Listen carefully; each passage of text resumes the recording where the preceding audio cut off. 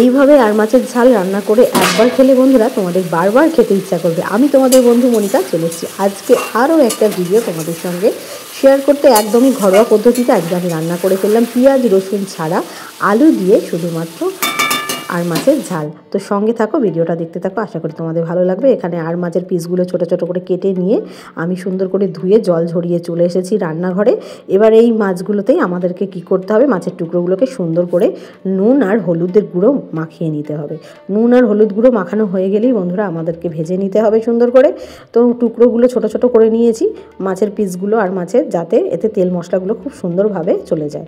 না হলে আর মাছের পিসগুলো খুব বড় বড় থাকলে মানে রান্না করতেও মাছ ভাজতেও খুব অসুবিধে হয়। আর এমনিতেও তো এই মাছ খুব প্রচণ্ড পরিমাণে ফোটে। তো দেখো আমার নুন হলুদ এখানে মাখানো হয়ে গেছে আর এখানে গরম হয়ে গেছে তেল। এর মধ্যেই এখন দিয়ে দেব আমার এই নুন হলুদ মাখানো মাছের পিসগুলো। তো দেখো অনেকগুলো পিস ছোট ছোট হওয়ার জন্য একবারে অনেকগুলো পিস কিন্তু কড়াতে দিয়ে দিতে পেরেছি। আর বেশ সুন্দর করে লাল লাল করে ভাজা হয়েও গেছে। তো মাছের পিসগুলো সব ভাজা হয়ে গেছে, দেখো নামিয়েও ফেলেছি। এবার আমাদের চলে আসতে হবে মশলা কী কী দিচ্ছি। মশলার মধ্যে রয়েছে দেখো 4টে চিড়ে রাখা কাঁচা লঙ্কা, রয়েছে ধনে গুঁড়ো, লঙ্কার গুঁড়ো, আদা বাটা, কাশ্মীরি লঙ্কার গুঁড়ো, হলুদ গুঁড়ো আর রয়েছে জিরে গুঁড়ো। এবার দেখো যে মাছের তেলটা আমি ভেজেছিলাম ওই তেলেই কিন্তু আমি দিয়ে দিলাম জিরে ফোড়ন আর দিয়ে দিলাম 4টে চিড়ে রাখা কাঁচা লঙ্কা। আর তার মধ্যেই দিয়ে দিলাম কেটে রাখা আলুগুলো। একদমই ঘরোয়া পদ্ধতিতে আমাদের মা কাকিমারা যেভাবে রান্না করে সেই রকমই রান্না, কোনো রেস্টুরেন্ট স্টাইলের রান্না নয়।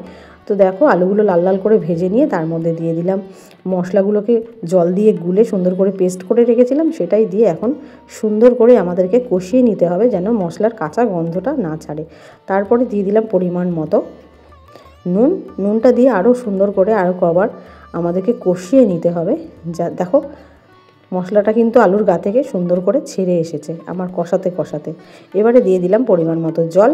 এবার যখনই এই ঝোলটা একদম ফুটে উঠবে তারপরেই মাছের টুকরোগুলো দিয়ে দেবো, ভেজে রাখা মাছের টুকরোগুলো। দেখো একটা বলক এসে গেছে, টকবক টকবক করে ফুটে উঠেছে ঝোলটা।